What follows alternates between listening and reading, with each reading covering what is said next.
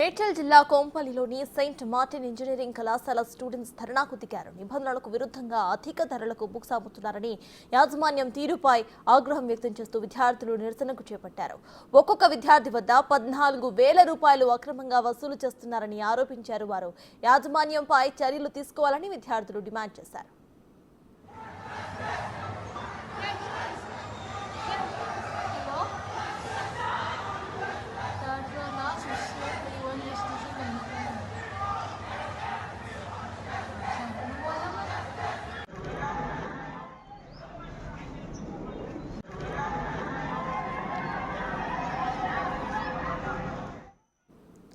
Students చేస్తున్న ధర్నాకు సంబంధించిన అప్డేట్స్ మా ప్రతినిధి సుజాత అందిస్తారు. సుజాత, చెప్పండి, ప్రెసెంట్ అక్కడ అప్డేట్స్ ఏంటి? యాజమాన్యం మాట్లాడడం జరిగిందా ఏమన్నా?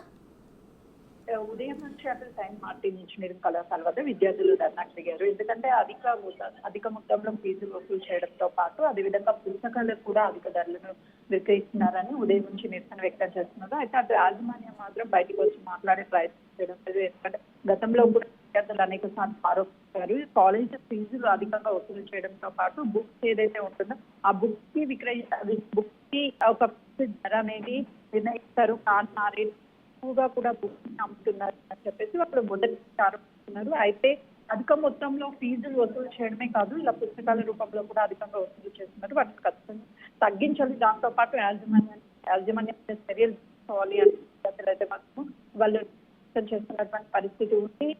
ఖచ్చితంగా రానున్న ఇయర్ ఏదైతే ఆ ఇయర్ ఒకేసారి అధిక మొత్తంలో ఫీజులు వసూలు చేస్తున్నారు, సంబంధించినటువంటి ఆ ఫీజును కూడా వసూలు చేస్తున్నారని చెప్పేసి ఆ విద్యార్థులు ఆరోపిస్తున్నటువంటి పరిస్థితి.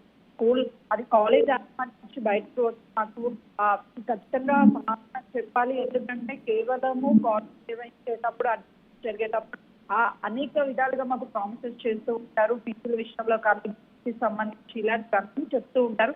కానీ మాకు ఏదైనా సమస్య వచ్చినప్పుడు కాలేజ్ స్పందించకపోవడం నిజంగా కూడా బాధాకరంగా అది స్టూడెంట్స్ తమ బాధను వ్యక్తం చేసినటువంటి పరిస్థితి. కాబట్టి మరోవైపు యాజమాన్యం పట్ల కూడా పూర్తి స్థాయిలో వ్యతిరేకించినటువంటి పరిస్థితి ఉంది అక్కడ. Right, thank you Sujatha.